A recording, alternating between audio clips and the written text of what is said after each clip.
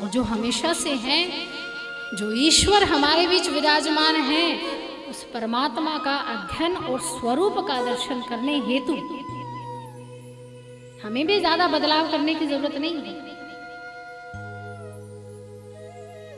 बस करना क्या है, उस बुद्धि का थोड़ा सा बस जो भाव है बस वो उसे अर्पित करना है, और अन्यथा ईश्वर को कुछ नहीं चाहिए। बस थोड़े से साधन करने हैं, कार्य करने हैं। और जिसने हमें पृथ्वी पर भेजा है, जिसने जन्म दिया है, उसके प्रति अपना धन्यवाद जरूर प्रकट करना चाहिए समय समय पर। कोई थोड़ी सी वस्तु भी अगर कोई आपको दे देता है तो आप बार बार तहे दिल से, हृदय के साथ, प्रेम के साथ धन्यवाद देते नहीं थकते। लेकिन जिस ईश्वर ने हमें इतना सब कुछ दे दिया है, उसके लिए थोड़ा समय भी निकालना कितना असंभव कार्य हो जाता है। कुछ लोगों की ये मंशा हो जाती है, कल्पना हो जाती है कि 7 दिनों तक आपकी जब भागवत सुनने आएंगे तो क्या पता कितना घाटा हमारी दुकान पर हो जाए, कितना घाटा हमारी दुकान पर हो जाए, कितने कस्टमर आकर चले जाएं, तो उसकी भरपाई कौन करेगा। लेकिन एक दिन का घाटा, लाभ और हानि, व्यापारिक आदमी की जो बुद्धि होती है वो इसी प्रकार ही सोचकर चलते हैं कि मुझे किस चीज में लाभ होगा और किस चीज में हानि होगी। लाभ की तो अनर्थ चीज, अनर्थ की चीजों को भी हम अपना लेते हैं, लेकिन हानि का अगर शुभ कार्य भी है, किसी की सहायता भी है, अगर उसमें हानि मिलती है तब भी हम उसको करने के लिए आगे नहीं आते। लेकिन किसी की मदद करना, ये आपको अब तो हानि का सोच विचारता का जीवन आपको दे सकता है, लेकिन यही हानि इस लोक से जाकर उस परलोक में जाकर आपको अनंत और अनंत लाभ देती है, जिस लाभ का हमें अंदेशा भी नहीं होता। ऐसे ये श्रीमद् भागवत के लाभ, इन कथाओं के लाभ।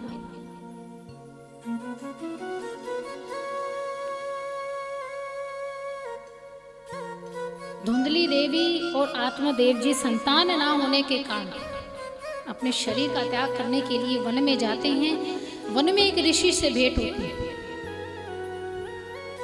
ऋषि को कहते हैं कि आप मुझे संतान प्राप्ति का कोई मार्ग बता दीजिए जिससे मुझे संतान मिल जाए। ऋषियों ने कहा कि पहले उनसे जाकर पूछो जिसकी संतान है, पहले उनसे थोड़ा अनुभव ले लीजिए, उनसे जरा पूछकर देखिए कि आपके 5, 10, 1 या 2 संतान भी है तो आपको कितना सुख हुआ, जीवन में आपको क्या मिला।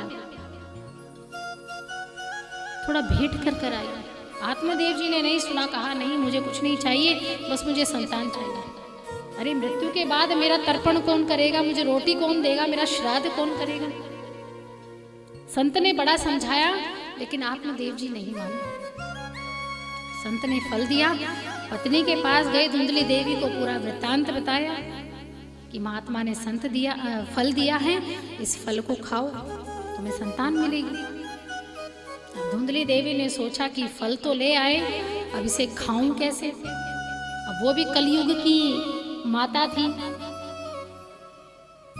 अब कलयुग में कैसा होता है, वो तो चलो जो दादियाँ थी वो 10-10 संतानों को संभाल लेती थी, पैदा कर देती थी, पाल पोस कर बड़ा कर देती थी। लेकिन आजकल तो एक भी भारी लगती है। अगर लड़का हो जाए तो आगे बिल्कुल खत्म काम। लेकिन समाज में जब बराबरी का दर्जा शुरू हो जाता है तो लड़की भी काफी है।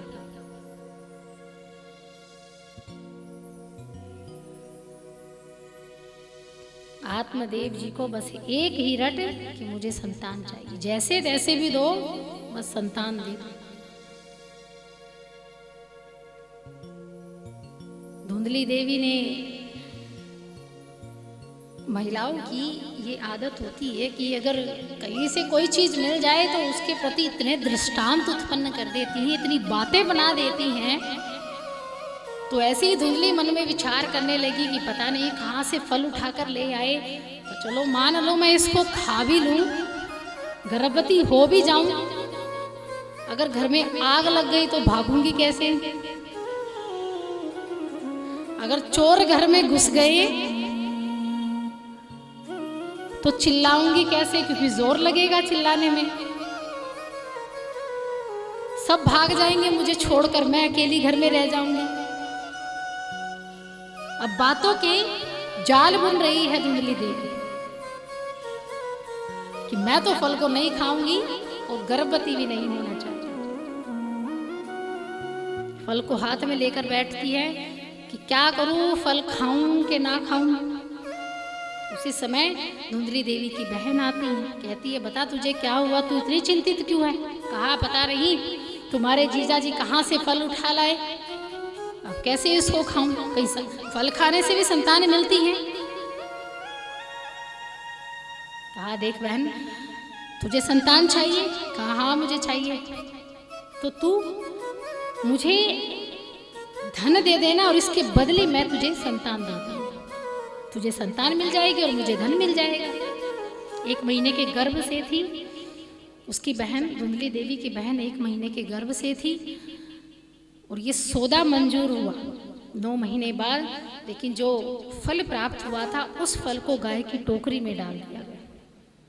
9 महीने बाद धुंधली देवी एक पुत्र को लेकर आती है और उसके 2 महीने बाद ही गाय को एक पुत्र की, विचित्र पुत्र की प्राप्ति होती है, जिसका शरीर मानव का लेकिन जो कान थे वो गाय के, जिसका नाम रखा गया गोकर्ण। और धुंधली देवी से जो पुत्र हुआ था उसका नाम रखा गया धुंधकारी।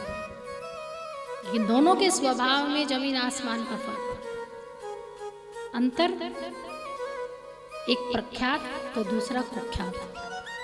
गोकर्ण जी अपने पिता के समान महान पंडित बने, वेद शास्त्रों का ज्ञान उन्होंने प्राप्त किया, प्रभु की भक्ति में उनकी मति थी। लेकिन जैसे धुंधकारी जो दूसरे पुत्र आत्मदेव जी के थे धुंधकारी, उनकी मति वैश्यशालाओं में और मदिराशालाओं में ही व्यतीत होती थी। धुंधकारी पिता पर अत्याचार करता, माता पर अत्याचार करता, पैसे मांगता, ठगता, राजाओं को लूट कर लाता।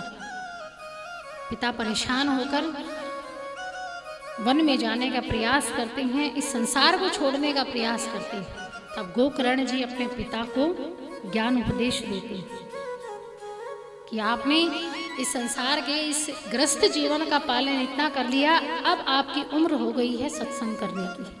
आप यहाँ से जाइए, छोड़ दीजिए इस सांसारिक मोह को। तब आत्मदेव जी परिवार को छोड़कर भजन कीर्तन की राह में चल पड़ते। रहे घर में धुंधली देवी और धुंधकारी। ये पुत्र मोह है कि कभी कभी जो पुत्र मोह है वो कितना घातक हो जाता है एक माता पिता के लिए। और मरने के बाद ये गारंटी नहीं है कि संतान आपका कोई तर्पण वगैरह करेगी या श्राद्ध वगैरह करेगी। जीते जी आप अपना तर्पण कर सकते हैं, अपना श्राद्ध कर सकते हैं, जीते जी अपना भोजन बटोर सकते हैं, दाना पानी रख सकते हैं। और वो कर सकते हैं आप अपने सत्कर्मों से। तो किसी के भरोसे नहीं रहना। ये जो संसार है ये उस ट्रेन की भांति है जिसमें यात्री प्रवेश करते हैं और कुछ दूर जाने पर टिकट लेते हैं। यात्री जब यात्रा करते हैं तो टिकट लेते हैं। ये टिकट है आपकी आयु, कितने साल तक आप जिएंगे। वही टिकट आपने ली, वही आयु आपने ली और इस संसार की रेल में सवार हो गए। टिकट लेकर बैठे, सगे संबंधी मिले, पिता पुत्र बुआ फूफा चाचा चाची भाई बंधु सब मिले, सब बैठे, घनिष्ठता हुई, मित्रता हुई, प्रेम बढ़ा। और जब वो प्रेम अति हो जाता है तब उससे बिछुड़ने में जो दर्द होता है, जो अश्रु धारा बहती है, तो वो सीट को छोड़ने का मन नहीं करता, उन मित्रों को छोड़ने का मन नहीं करता, उन परिवार को छोड़ने का मन नहीं करता। लेकिन छोड़कर जाना है। कुछ भी कर लीजिए, कितने भी हाथ पैर मार लीजिए, कितने भी अच्छे काम कर लीजिए, चाहे कितने भी बुरे काम कर लीजिए, लेकिन उस सीट को छोड़कर जाना है, क्योंकि वो टिकट आपको उतने रुपए की ही मिली है जितने रुपए तक आपकी आयु है। इतना ही समय आपको अपने सगे संबंधियों के साथ बिताना था। अब आपको इस ट्रेन के डिब्बे से बाहर निकलना है। आपका स्टेशन आ चुका है, स्टेशन यानी शमशान आ चुका है। वहां उतरना है और उस सीट पर फिर कोई और कब्जा करेगा, उस सीट पर कोई और आएगा और आपकी माता के गर्भ से ही कोई और जन्म लेगा और फिर उससे फिर वही ट्रेन के यात्री बन जाएंगे।